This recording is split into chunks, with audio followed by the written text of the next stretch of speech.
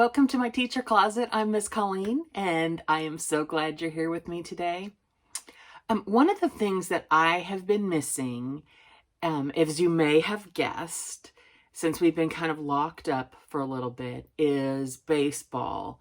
Now, I know not all of you are from the Kansas City area, but I'm a big Royals fan. I've got my Kansas City Royals hat on, my championship shirt, and my Take the Crown World Series 2014 sign.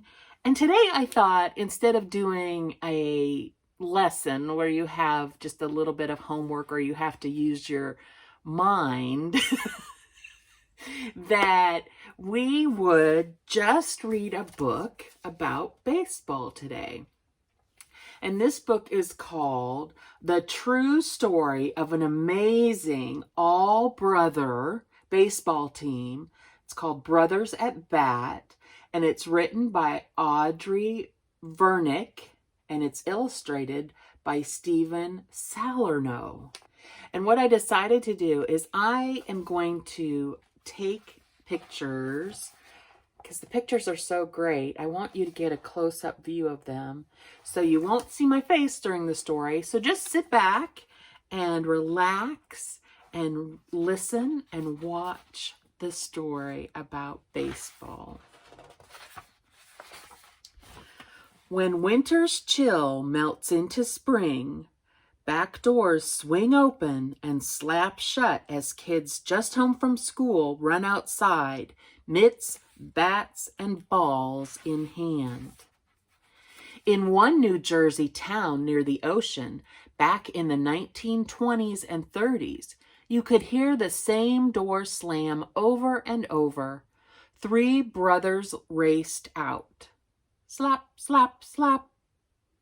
Out went 3 more. Slap, slap, slap. And more. Slap, slap, slap. And still more. Slappity, slap, slap. It sounds like a fairy tale.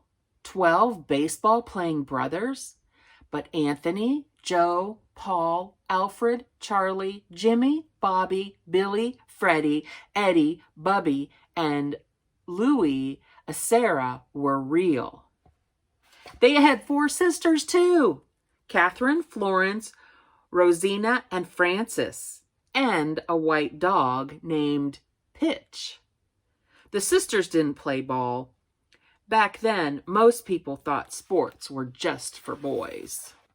The Sarahs had so many kids that they slept 2 to a bed and sat 3 across in their outdoor bathroom.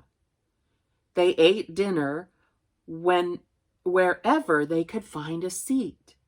Even on a baseball field, there were more boys than positions. But that didn't stop them from playing. Baseball set the rhythm of their lives.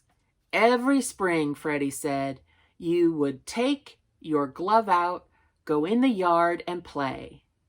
Neighbors couldn't recall a time when there weren't a Sarah boys outside tossing the ball, hitting it hard, and racing around with the young ones watching, wishing they were old enough to play.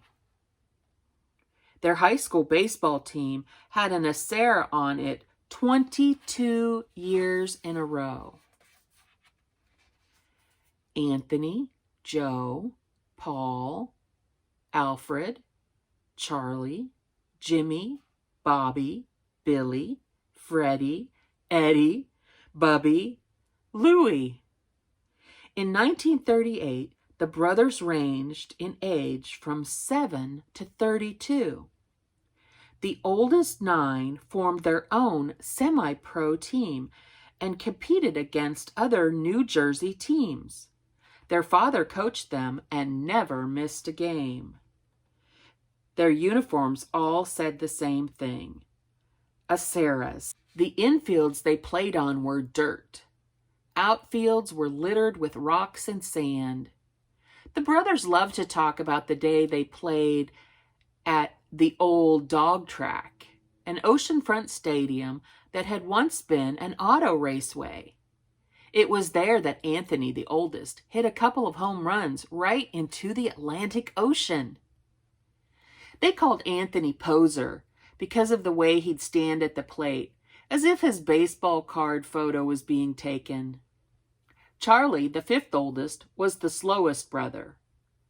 He was a good player, but a terrible runner. The brothers often joked about the time he hit a ball nearly out of the park, but only made it to second.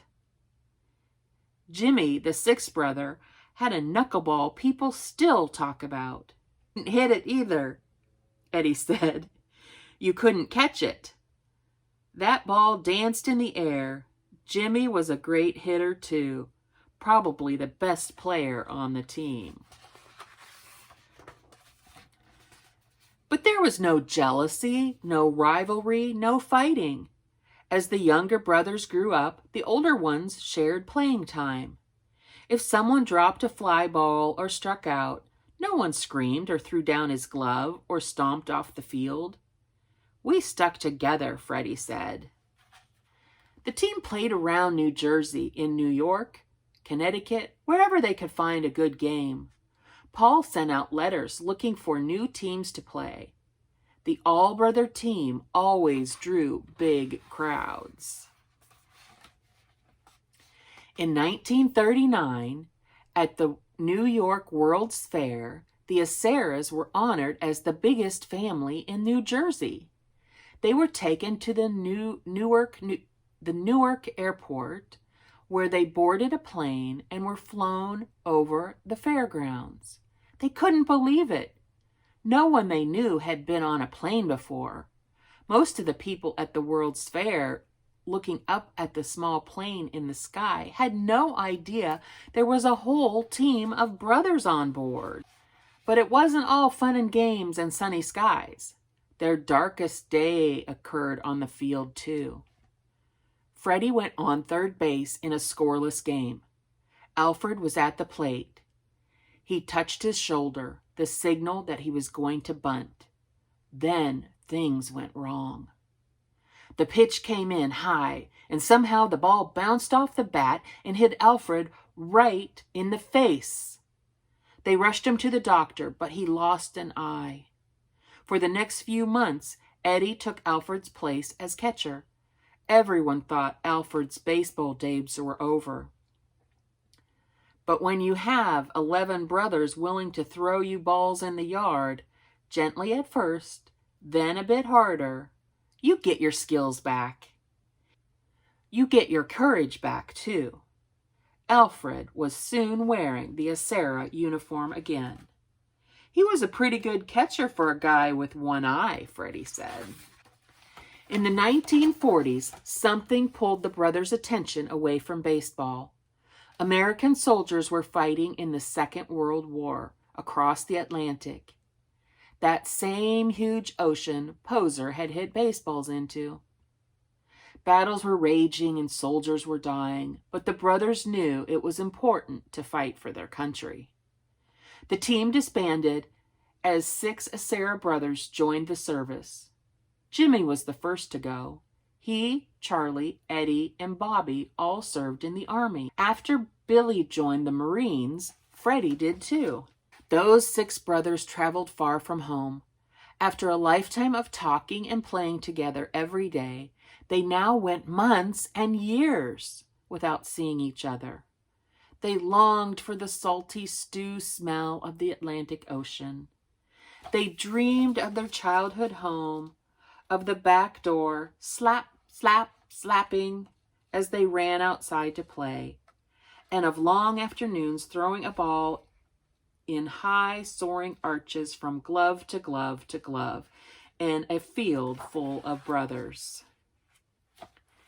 Back in New Jersey, their parents and siblings waited for news. It took a long time for letters to reach them from overseas. There was a lot of time to worry. When the war finally ended, everyone was so happy.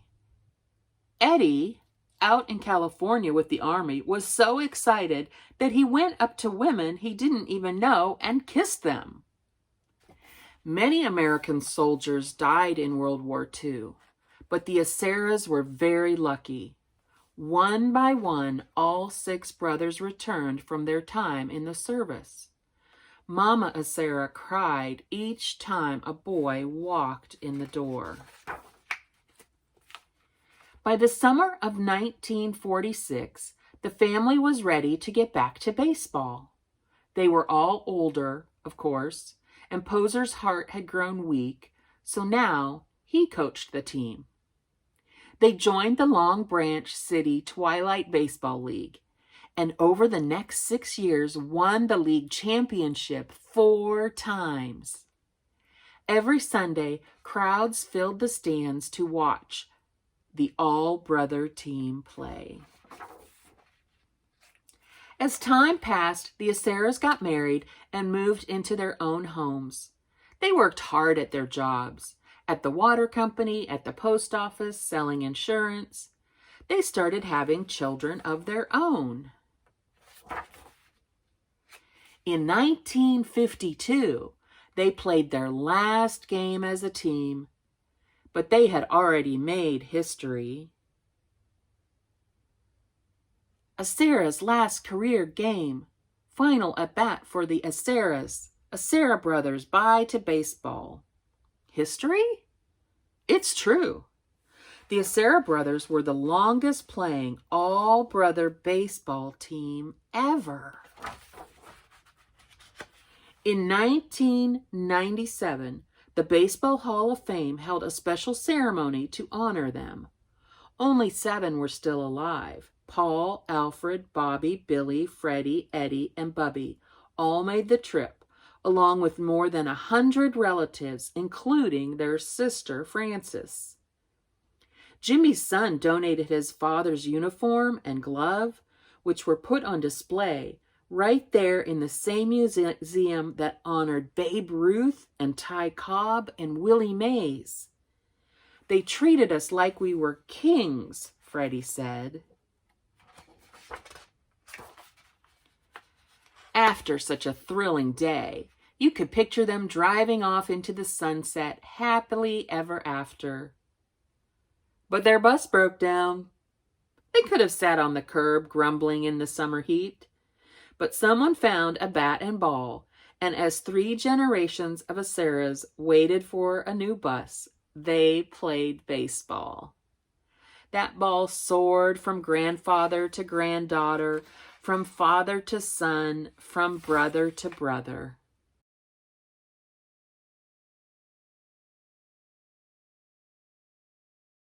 What a great baseball story. It makes me miss baseball even more because it's such a team game and it's such a family-friendly game. I know pretty soon we'll be out at the ball field hearing the crack of that bat and chewing our bubble gum, spitting out our sunflower seeds. What was your favorite part of this story? Why don't you tell one of your family members what you liked best? That's a good way to share a story with other people. All right, that's all today from my teacher closet. And I hope you have a great day. And remember, every day is a new adventure. See you soon.